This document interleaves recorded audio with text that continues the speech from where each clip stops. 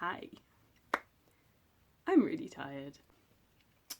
My nephew is turning 2 in a few days. I want to make him a dinosaur onesie, and I want to make him a dinosaur onesie because of the webcomic Hyperbole and a Half and what she does when she wears the dinosaur onesie in that.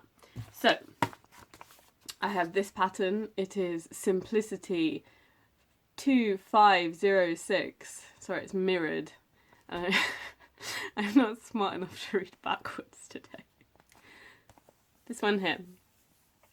I am going to modify the pattern because it's probably quite hard to see. The opening for the onesie is on the back, and I don't think it is a good idea to have a onesie that opens on the back. I think it should open on the front so that they can easily get themselves out of it. So I will not be doing the tummy padding here. I might put pockets on it. I haven't decided. The fabric I'm using, I went for fleece.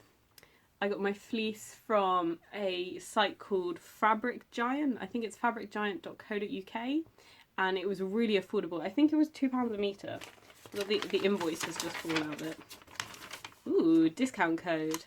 You can get 15% off there with that discount code. I'll put that in the description box if I don't lose this before I upload this video. COVID. The total price for the fleece was £3.95, and that was for 2 meters. So it was less than 2/4 meter. Great. So I chose this fleece. It's got leaves on it. I thought they kind of looked like feathers, because everyone knows dinosaurs actually had feathers. But we just pretend they don't, because for some reason people don't think birds are scary because they've never been chased by a rooster, which is why more people need to be chased by roosters. But that's irrelevant. Also got some cutting ribbing, not ribbon.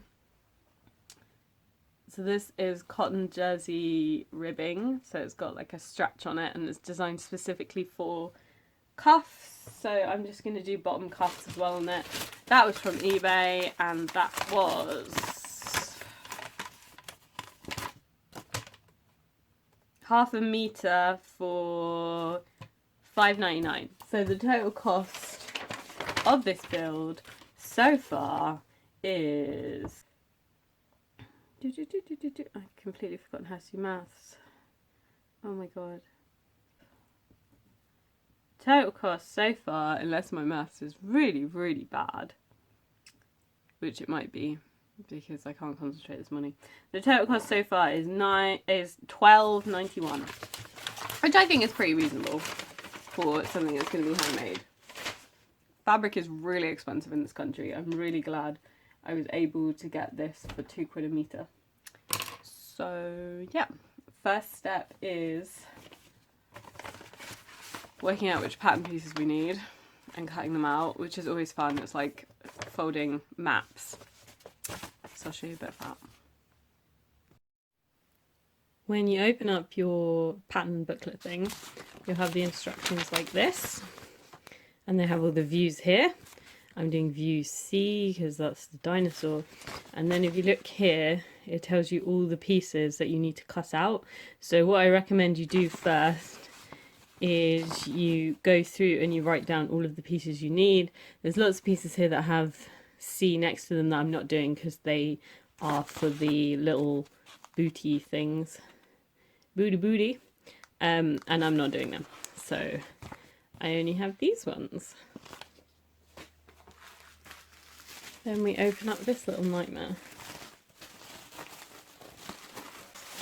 It's been a while since I've used a paper pattern. Oh, part of me just wants to scrunch it up and throw it away. Okay. Wow, we have a lot. This is the thing, when you have multi-costume patterns, and it's got like, oh, you know, we can be a panda and a dinosaur, and for some reason Satan himself, there's always loads of pieces for all the different accessories. So you get a lot of value for your money, but it's also a nightmare to deal with. Alright, wish me luck. I'm going to start like cutting out this tail, I think. Remember, you don't want to use your fabric scissors for this.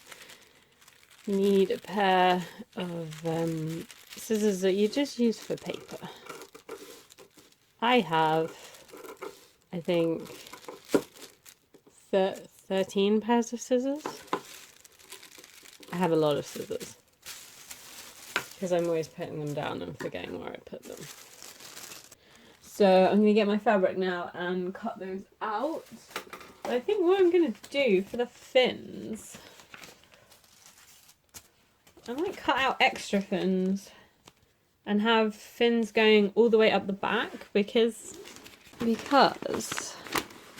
fins are only on the tail and on the hood, but because I'm going to have the clothes on the front instead of the back, I can just have more like that, so I can have it going all the way up the spine. So that's what I'm going to do. Let's grab our fabric.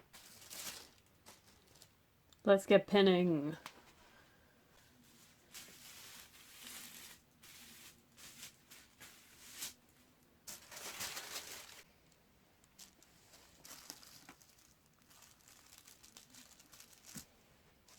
I don't have some huge tabletop to do this on like some people. I'm not lucky enough to have a massive sewing room. I just have a bedroom. But luckily I have a hard floor in here, which means that I don't have to worry about accidentally pinning stuff to carpet, which is something I've done before in the past while working in rooms with carpet. All my pattern pieces are safely pinned to here, ready for cutting. But of course we don't use our paper scissors. We use our fabric scissors. And the only one I don't have on here is the cuff one, which I've safely stowed on my notice board for the moment. So let's get cutting out.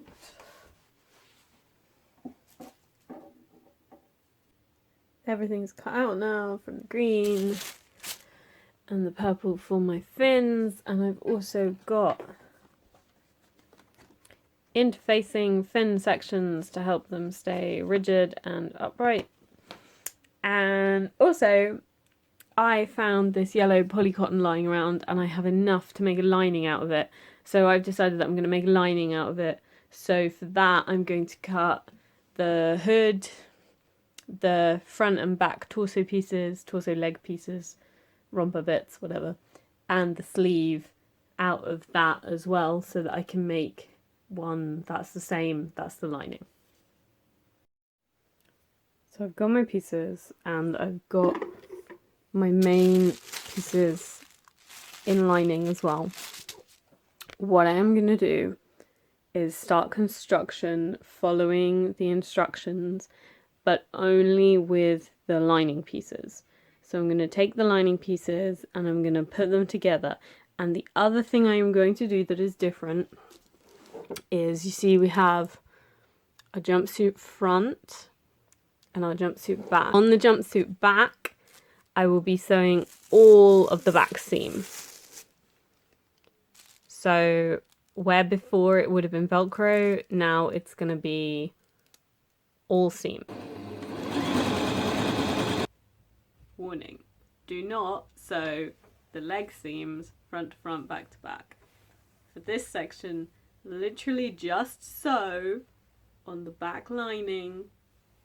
Sew from the back of the neck to the tip of the butt. That's how you need to sew. Shoulder seams. I'm going to do the shoulder seams on the lining next.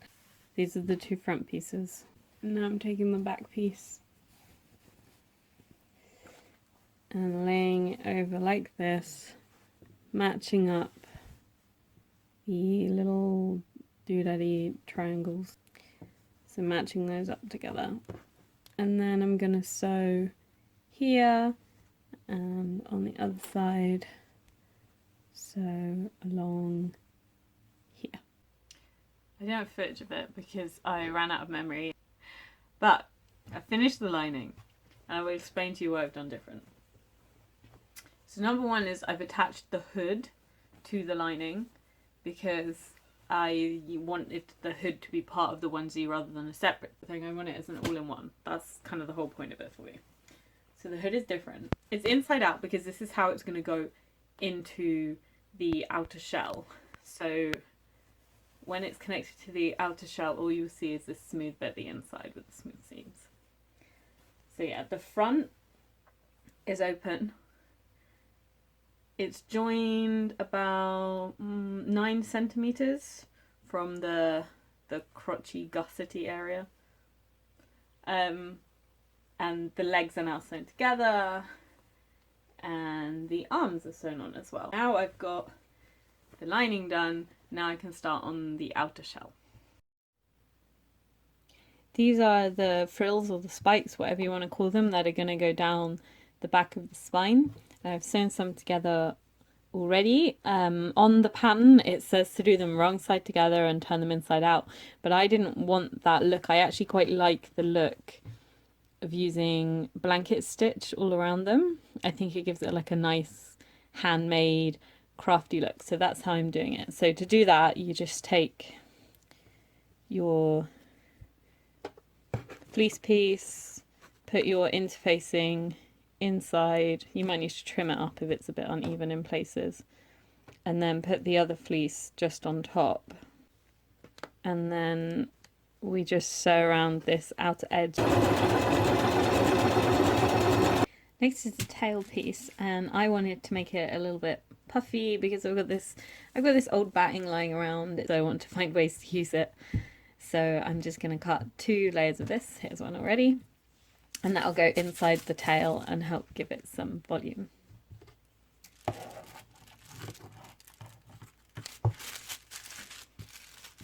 Following instructions again, I'm going to baste the fins onto the tail. So I'm just going to baste this in place so it follows the curve, which is not so easy because I used quite stiff interfacing. May have been a mistake on my part. And then when that's basted on, I'm going to put this on top, so right side to right side, put it on top, and then sew around all of the edge of the tail.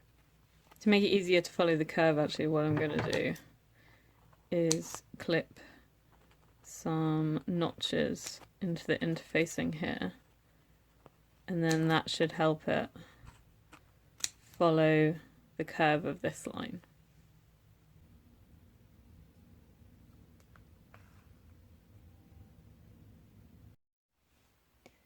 One tail sandwich, all pinned up and ready to go. On the narrowest part of the tail, when you're doing the underside, you have to be really careful because the fins are actually very, very close to the edge of it. So you have to be careful not to sew through the fins, otherwise when you go to turn it inside out, the purple part, the fin will be trapped in the seam. And now the tricky part. Turning it the right way around. It's like a bad sock. One dinosaur tail. And now I'm going to stuff it with these bits of batting. I think twist and push.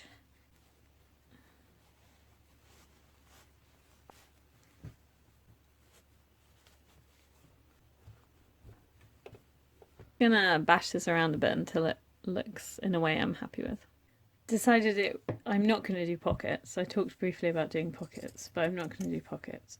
But what I am going to do is applique some spots onto like the bottom area. So I have a spotty bum because I thought that would be fun. And I'm doing these with a pinked edge, and then I'm going to do a straight stitch, because I think if I try and do a satin stitch on this, like a really close zigzag stitch, I think it's going to stretch out the fleece. I don't know how well the different fleeces are going to react to being satin stitched. So I'm just going to put them onto the back pieces of the pattern and sew around the straight stitch. Here's my back pieces along with the tail. and the extra fin. I've just basted the end of the tail close so it's a bit easier for when I'm pinning it. And you can see I've appliqued on some spots. They're kind of fun. They've got this like cartoonish quality about them, which I think is great. So the next step is I'm going to take the tail and I'm going to take the fins and I'm going to baste them along here. So this is the back center seam. So I'm going to take this and take this, matching them up with the edge here, baste them in place, and then take the other back half, matching up the point here and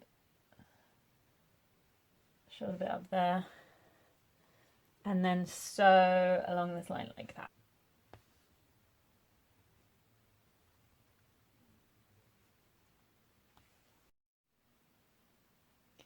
Here's the back piece now with the two bits sewn together, and I've got the frill along the back, I've got the tail in. It looks so cute. I'm really happy with it.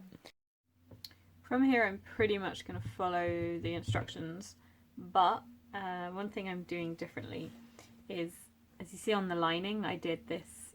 These are the front pieces, and I joined them for a little bit from the crotch upwards by about 9 centimeters. So I'm going to do that on these front pieces as well. Just join up. Oh, I'm lost already. It's all green on green madness. Join up the crotch here and here, and so about 10 centimeters up on here. Then I'm gonna pretty much follow the instructions. So from there it will be do the shoulder seams, then do the neckband, make up the hood and put the last set of spikes on the hood, and then we will attach the hood to the body like I did for the lining, and I will join you again at that point and show you how I'm going to put the lining in and how I am going to do the cuffs and everything. When you're working in the crotch area, it's a good idea to go back and forth a few times and just like reinforce it, because that can be a weak point. So hood is on. It's looking at the back. Oh, it looks so good. I've put the lining in, but it's not attached at the moment, but I've made sure that the sleeves are inside the sleeves and they're not twisted, and that the legs are inside the legs and they're not twisted. So to just do that, you kind of match up the shell seam, which you can pull open, with the inner seam. And this polycotton's quite light, so I'm probably just going to pull the seam to one side on the polycotton. And what I'm going to do now, I'm just going to baste it together. So just hand stitch the lining to the outside, so that it stays in place. I'm working really close to the edge here. I'm only about maybe 4 or 5 mil in from the edge. It's finally time to do the cuffs. So I had my black ribbing fabric, my beautiful stretchy black ribbing fabric, and this is the last pattern piece number 6. For the moment I've just cut 2. When I do the foot cuffs, the leg cuffs, I'm going to do the exact same process, but all that's going to change is I'm going to make it a little bit longer. So with the foot cuffs, I'm going to do maybe like a centimetre out either side. So step 1 on this is to fold it in half this way and make a tube. So we're going to fold this side to this side, sew along here, and that will make the tube for the cuff, and then it's going to get folded in half. There's our tube. So now we're going to fold it in half. So just gonna scrunch it up. Oh my god, it's like wrestling. Look like tiny baby socks. Baby socks. Okay. So that is one cuff. And then I'm going to take my cuff here. It's the existing cuff as it is. And I've got to put this on right sides together like this. And then somehow sew it so it can fit. This is going to be a challenge, I can tell. Okay, I don't think I can do this and film at the same time. But I tell you what I will do. I'm going to switch this for an overlocker foot. And then as I'm sewing around it, it will be binding the edges together. I've held it together at 4 points. 1, 2, 3, 4. Hopefully that's going to let me do it. We'll see. This could go horribly wrong. This is really tiny and hard to work with. Oh no. I'm just going to take it slow. And yeah. Is it the most beautiful cuff seam in the world? Surely not. It's kind of gross. I think we're going to trim it a bit. Like, it's like a butthole. Anyway. We flip this forward. We have one cuff. Snip some threads here and there that are making it ugly. Just generally tidy it up a bit.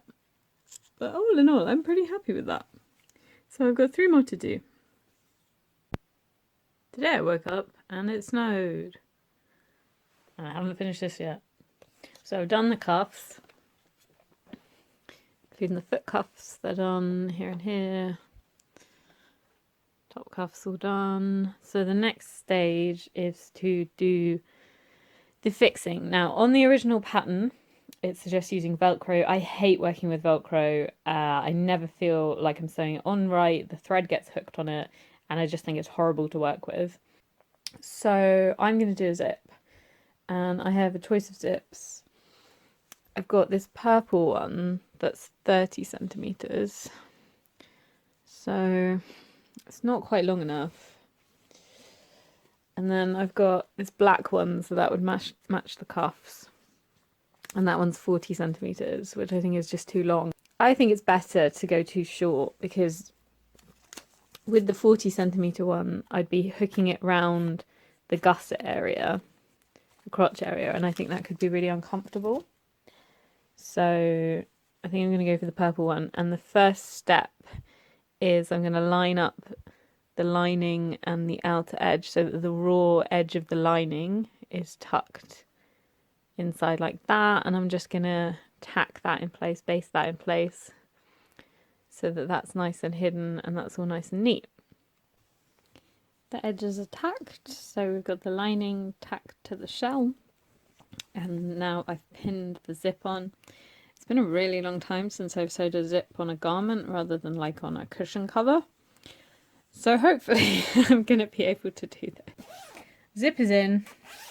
Last main construction bit, attaching the lining to the hood. So all I'm going to do here is fold the outer shell over the inner bit like this, and then just top sew all along here, and that'll be it. And then all that will be left to do is put on a tag so that we know who made it, and that'll be it.